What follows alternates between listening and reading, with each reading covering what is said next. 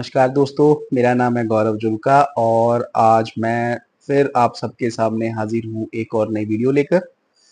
दोस्तों, ये video India facts series की वीडियो है। अ, इस वीडियो में हम बात करेंगे इंडिया की आज़ादी के बाद और इंडिया की आज़ादी से जस्ट पहले किस तरह के डिसीजंस हमारे पहले प्रधानमंत्री श्री जवाहरलाल नेहरू जी ने लिए और उन डिसीजंस का हमारे आज के भारत के ऊपर क्या असर है।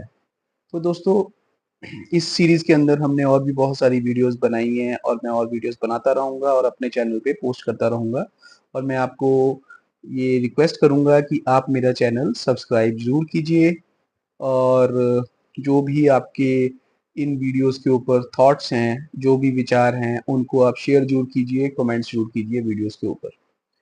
तो दोस्तों, शुरू करते हैं बात को। तो जवाहरलाल नेहरू जी भारत के सबसे पहले प्रधानमंत्री थे, हमें पता है। और उन्होंने बहुत सारे डिसीजंस लिए, कुछ डिसीजंस अच्छे थे, कुछ डिसीजंस उनके इतने अच्छे नहीं थे।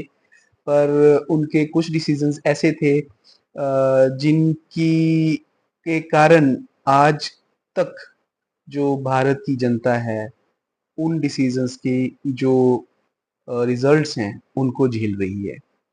जैसे सबसे कॉमन जो जवाहरलाल नेहरू जी का डिसीजन आप सबको पता ही होगा, वो है कश्मीर के ऊपर कि जब भारत आज़ाद हुआ तो कुछ रियासतें जैसे जूनागढ़, हैदराबाद या कश्मीर, ऐसी रियासतें किसी भी स्टेट में नहीं मिली थी। ना वो भारत में मिली थी, ना ही वो पाकिस्तान में मिली थी।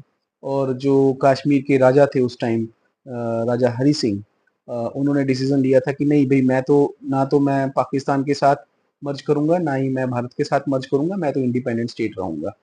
पर हुआ क्या कि आज़ादी के कुछ टाइम के बाद, कुछ ही महीनों के बाद पाकिस्तान ने अपने कबायली जो फाइटर्स थे, वो कश्मीर के अंदर भेज दिए, जिन्होंने कश्मीर में मार-काट मचाई। और जो उस टाइम पे राजा थे, राजा हरी सिंह, उन्होंने भारत की सरकार से गुज़ारिश करी कि उनको प्रोटेक्ट किया जाए।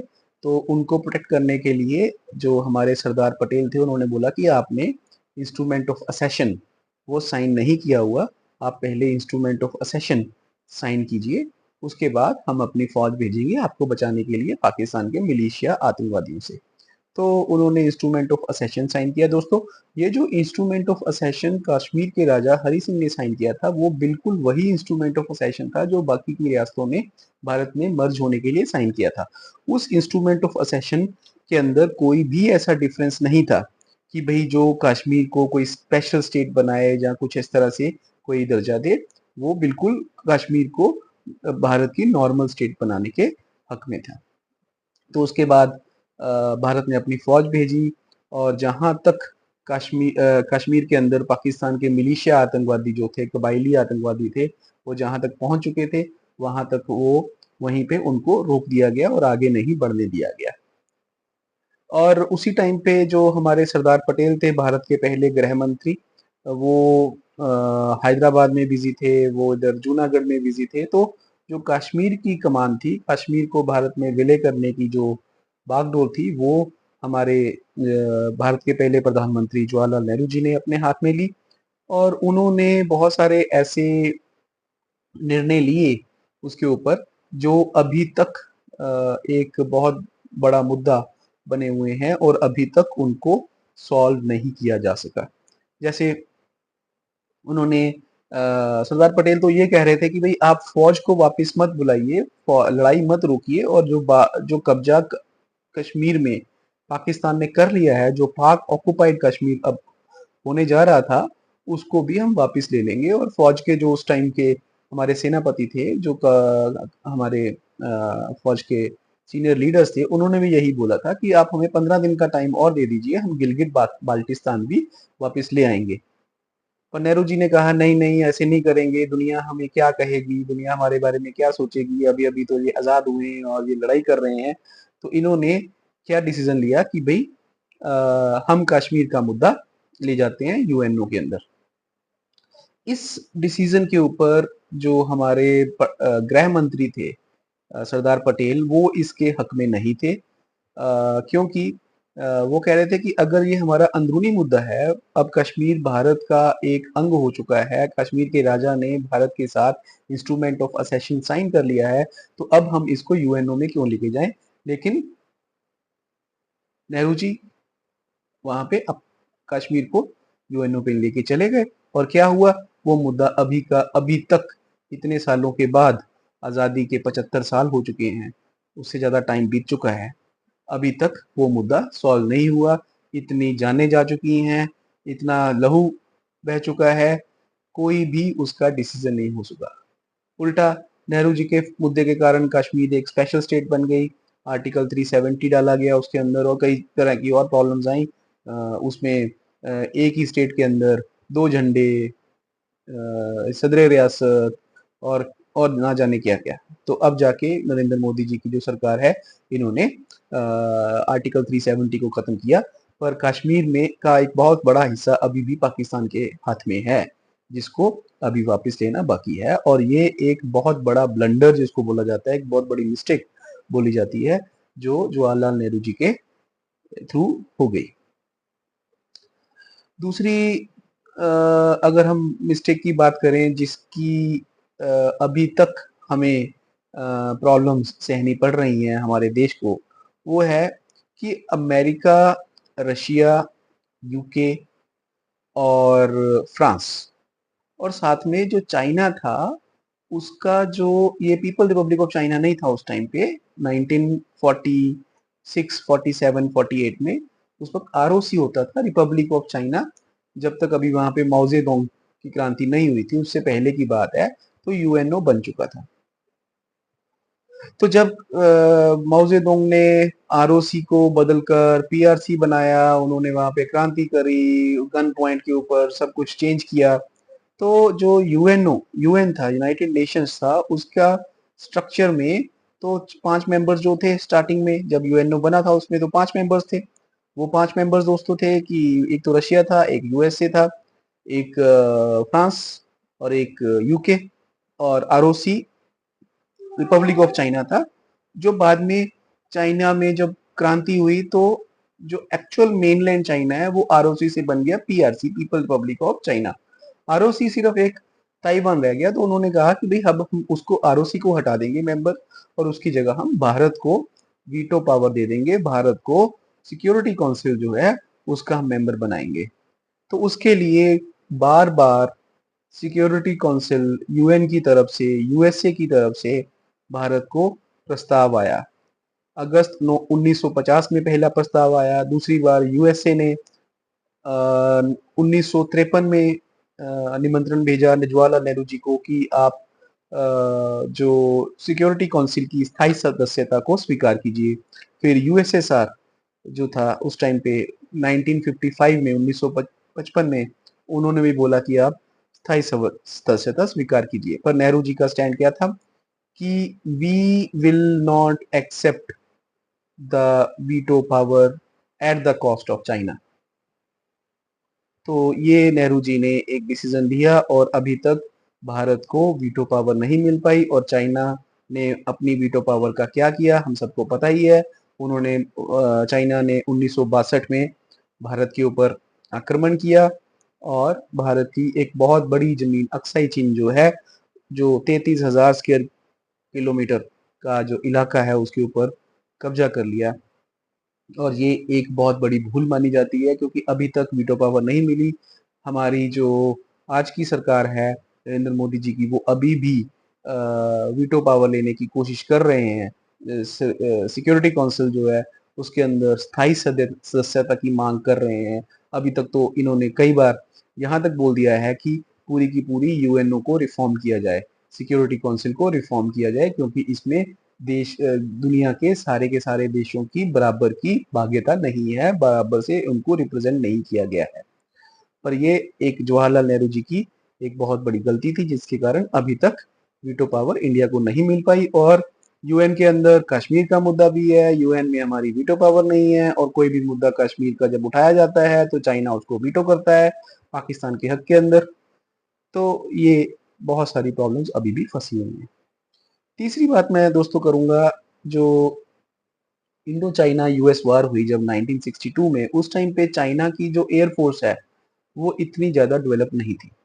चाइना की एयर फोर्स मतलब अभी चाइना भी तो उसी वक़्त उन्हीं दिनों में डेवलप होना स्टार्ट हुआ था, और चाइना ने अभी रिसेंटली ही तिब्बत के ऊपर कब्ज़ा किया था। और तिब्बत की जो हाइट है वो काफ़ी ज़्यादा है, और चाइनीज़ मेनलैंड से जहाज़ों को उड़कर अक्साई चीन तक आना पॉसिबल नहीं था।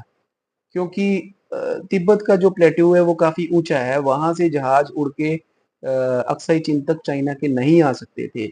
और अगर हमारे हिंदुस्तानी फ़ौज उस टाइम पे एयर फ़ोर्स का यूज़ कर लेती, तो हो सकता है कि हम 1962 की लड़ाई को जीत जाते। पर हमारे जवाहरलाल नेहरू जी ने, प्रधानमंत्री जो पहले प्रधानमंत्री थे भारत के, उन्होंने डिसीज़न लिया था कि भई हम एयर फ़ोर्स को यूज़ ही नहीं करेंगे, और भारत को मुँह की खानी पड़ी उस लड़ाई के अंदर, और कश्मीर का एक बहुत बड़ा हिस्सा चाइना के कब्ज़े में चला गया, जो अभी तक एक प्रॉब्लम बना हुआ है। तो दोस्तों, बहुत सारे डिसीजंस लीडर्स लेते हैं जब वो लंबे समय तक प्रधानमंत्री रहते हैं, लंबे समय तक पावर में रहते हैं, तो बहुत सारे डिसीजन उनको लेने पड़ते हैं। कुछ डिसीजंस अच्छे रहते हैं, कुछ डिसीजन इतने अच्छे नहीं होते, पर कुछ ऐसे ब्लंडर्स भी रहते हैं जिसकी सजा कई पीढ़ियों को भुगतनी पड़ती है। जो कश्मीर का मुद्दा है, वीटो पावर लूज करने का मुद्दा है, एयरफोर्स ना यूज करके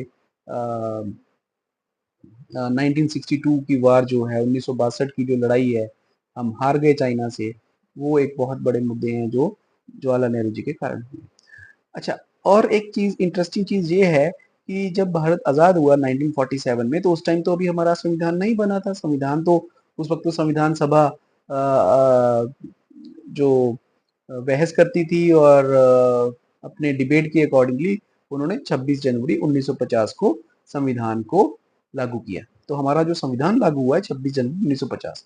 इसका मतलब 15 अगस्त 1947 से लेकर 26 जनवरी 1950, तो उसके बाद जब संविधान लागू हुआ, तो बहुत सारी जो और इंस्टीट्यूशंस थे वो फॉर्म हुए, जैसे सुप्रीम कोर्ट हो गया भारत का, लोकसभा के इलेक्शंस, जहाँ लोकसभा की सीटें, राज्यसभा की फॉर्मेशन हुई। ये सारी प्रक्रिया दोस्तों जब तक कंप्लीट हुई, तब तक आते-आते 1952 हो चुका था। मतलब 1947 से लेके 1952 तक भारत में इलेक्टेड गवर्नमेंट नहीं थी।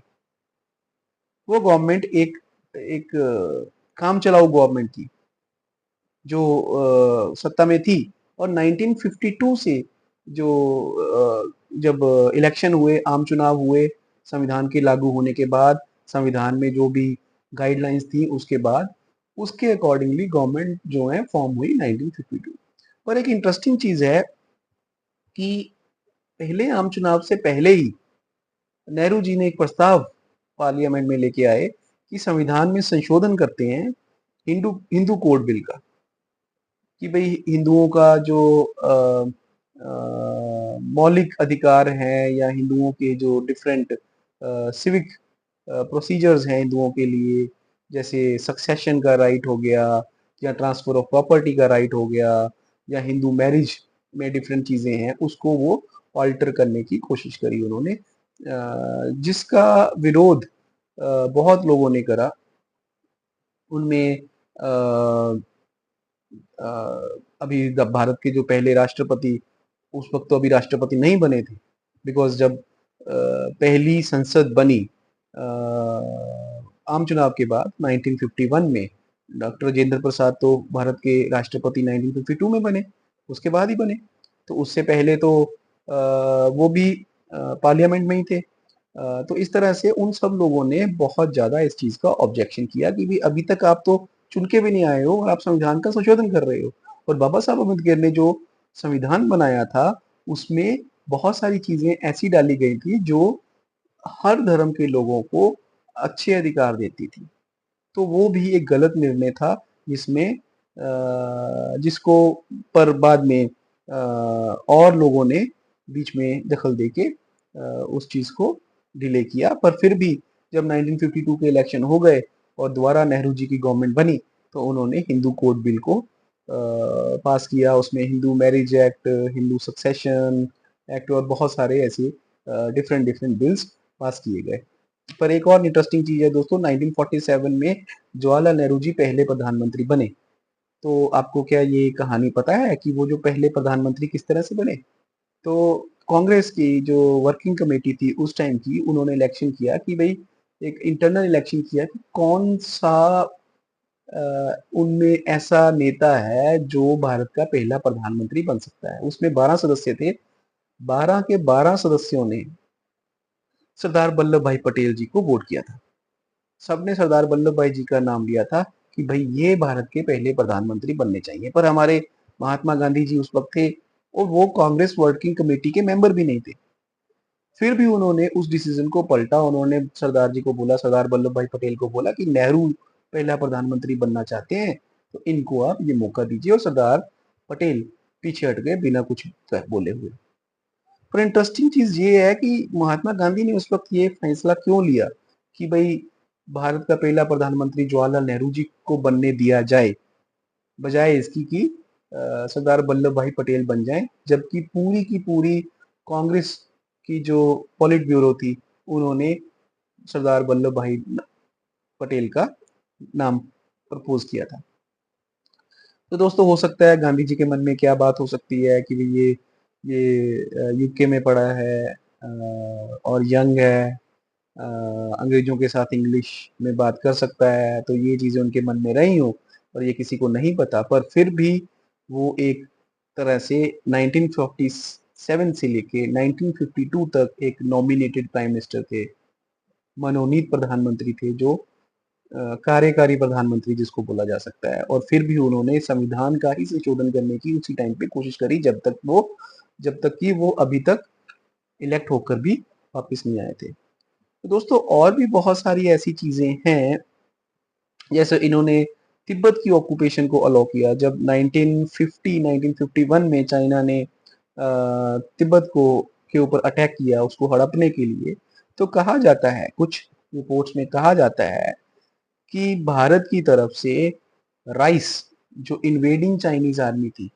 उनको भारत की तरफ से खाना, फूड आइटम्स प्रोवाइड करी गई। उनको हेल्प किया गया चाइना को तिब्बत को हड़पने के लिए। तो ये भी एक गलती है क्योंकि बाद में वही चाइना 1962 में हमारे ऊपर आया और उसने हमारे ऊपर अटैक किया और हड़प लिया। Refusal to enter nuclear deal America की तरफ से, क्योंकि जब चाइना में ये सब कुछ चल रहा था, तिब्बत को उन्होंने हड़पा, तो उस दौरान 1950s में चाइनीज यूएस गवर्नमेंट ने इंडिया को न्यूक्लियर डील के लिए प्रपोज किया था, उसको भी जवाहरलाल नेहरू जी ने रिफ्यूज किया। इसके अलावा नेपाल और बलूचिस्तान भी भारत का हिस्सा बनना चाहते थे। तो ये भी बहुत इंटरेस्टिंग स्टोरी है। नेपाल भारत का हिस्सा बनना चाहता था। नेपाल का राजा, उन्होंने भारत को प्रस्ताव भेजा। जो 1951 में त्रिभुवन दास विक्रम शाह, जो नेपाल के राजा थे उस टाइम, उन्होंने प्रस्ताव भेजा भारत को कि नेपाल को भारत में विलय कर लिया जाए। बट उसको नेहरू जी ने रिफ्यूज कर दिया। कहा कि let Nepal be an independent country. ये कोई नहीं जानता कि उनके मन में क्या चल रहा था। पर फिर भी क्योंकि नेपाल और भारत की बहुत गहरे संबंध हैं, कल्चरल रिलेशंस हैं, हिंदू कंट्री है और कल्चरली सिमिलर है, तो वो भारत में उस टाइम पे मर्ज होना चाहते थे, पर नेहरू जी ने मना कर दिया। इसी तरह से खान ऑफ कलात, जो बलोचिस्तान के उस वक्त खान थे, वो भी मार्च 1948 में उन्होंने भारत को में विलय होने के लिए प्रस्ताव भेजा था, जो हमारे जवाहरलाल नेहरू जी ने रिफ्यूज कर दिया। ना जाने किस लिए, हो सकता है कि कोई वो जोग्राफिकली, वो कह सोच रहे हो कि जोग्राफिकली वो भारत के साथ क्लोज नहीं है, तो किस तरह से उसको कंट्रोल किया जा सकता है, हो सकता है ये उनके मन में रहा हो। पर फिर भी उन्होंने इसको रिफ्यूज किया। और जैसे ही पाकिस्तान को ये बात पता चली कि खान ऑफ कलात जो बलूचिस्तान का खान है, उन्होंने भारत को ये एक प्रस्ताव भेजा है। उसी टाइम पे पाकिस्तान ने उनके ऊपर अटैक किया और बलूचिस्तान को भारत में पाकिस्तान में मिला लिया। उसी के साथ जो ग्वादर पोर्ट है, जिसकी बहुत सारी न्यूज आती है, वो बलूचिस्तान ने ओमान को, सल्तनत ऑफ ओमान को लीज पे दिया हुआ था। और उसी टाइम पे ओमान के जो सुल्तान थे, उन्होंने भी भारत को ये प्रपोजल भेजा कि आप ग्वादर पोर्ट आप ले लीजिए, हमारे से खरीद लीजिए। उसको भी नेहरू जी ने मना कर दिया। और हम देख सकते हैं कि अब ग्वादर पोर्ट के ऊपर चाइना पाकिस्तान इकोनॉमिक कॉरिडोर बन रहा है और इतने बड़े बड़े वहां पे काम हो रहे हैं, पर हमारे नेहरू जी ने वो रिफ्यूज कर दिया, ये कह के कि हम उसको कैसे कंट्रोल करेंगे, उसके चारों तरफ तो पाकिस्तान है। और इंडियन नेवी उस टाइम पे बहुत मजबूत थी। Second world war Indian navy ने लड़ी थी अंग्रेजों के लिए। बहुत ही मजबूत इंडियन नेवी थी उस टाइम पे, और बड़े आसानी से वो ग्वादर पोर्ट को टेक ओवर भी कर सकती थी और उसको प्रोटेक्ट भी कर सकती थी, पर फिर भी उसको ना लेने का फैसला किया गया और उसका खामियाजा अभी तक हम भुगत रहे हैं। वो चाइना के लिए एक स्ट्रेटेजिक लोकेशन बन गया है। इसी तरह से कोको आइलैंड दोस्तों, कोको आइलैंड जो है अंडमान निकोबार जो द्वीप हैं उनके नॉर्थ में स्थित है और थोड़ा सा बर्मा के पास पड़ता है। और अंग्रेजों ने जब भारत आजाद हुआ तो उस टाइम पे कोको आइलैंड और अंडमान निकोबार को भारत को नहीं दिया था, पर ये सरदार पटेल ने कहा कि नहीं, इसको भारत में ही रखना चाहिए, क्योंकि वहां पे जो काला पानी की जो जेलें हैं उनमें हमारे कल्चरल टाइज बन चुके हैं। वहां पे हमारे जो फ्रीडम फाइटर्स हैं वहां पे रहते थे, तो ये हमने अंडमान निकोबार को हमने अपने भारत में ही रखना है, और अंग्रेजों ने वो भारत को दिया। पर कोको आइलैंड को नेहरू जी ने गिफ्ट कर दिया बर्मा को, पता नहीं किस लिए, बट वो गिफ्ट किया। और वही बर्मा ने वही आइलैंड्स बाद में चाइना को लीज कर दिए, और चाइना उन आइलैंड्स पे एक स्ट्रेटेजिक लोकेशन पे बैठा हुआ है, जो हमारे कोलकाता या जो बंगाल की खाड़ी में एक बड़ी स्ट्रेटेजिक लोकेशन पे उनका अपना बेस बन चुका है, जहां से वो हमारे ऊपर पूरी पूरी जासूसी करके रखते हैं। तो ये कोको आइलैंड को लूज किया। इसके साथ साथ दोस्तों और भी बहुत सारी बातें हैं करने के लिए। जो नेहरू जी ने फैसले लिए, बहुत सारे फैसले उनके हो सकता है अच्छे भी हों, पर कुछ फैसले जो थे जिनका खामियाजा हम भुगत रहे हैं। 1960 में जैसे इंडस वाटर ट्रीटी करी गई पाकिस्तान के साथ, जिसमें अजीब सी ट्रीटी है दोस्तों कि जिस कंट्री के पास जहां से होके सारी नदियां गुजरती हैं, और जो कंट्री बड़ा है, जो नदियों का बड़ा हिस्सा हमारे कंट्री से गुजरता है, पर हमें उस वाटर का सिर्फ 20% दिया गया और 80% वाटर एनिमी को दे दिया गया। आई डोंट नो कि किस तरह से ये ट्रीटी साइन करी गई, एक लॉपसाइडेड ट्रीटी जिसको बोला जाता है, एक तरफा ट्रीटी नेहरू जी ने साइन करी, जिसमें पानी जो है हमारे उत्तर भारत की नदियों का पानी जो है उसका बहुत बड़ा हिस्सा पाकिस्तान के पास चला गया, जैसे रावी है, चिनाब है, सिंधु नदी है, जिसको इंडस रिवर भी बोला जाता है। तो ये जो फैसले थे नेहरू जी के, उनका असर काफी पड़ा भारत के ऊपर। एक और इंटरेस्टिंग स्टोरी आती है हैदराबाद की। जो हैदराबाद का नवाब था वो भी भारत में विलय करने को रेडी नहीं था। ये तो हमारे सरदार वल्लभ भाई पटेल थे जिन्होंने हैदराबाद को भारत में विलय किया।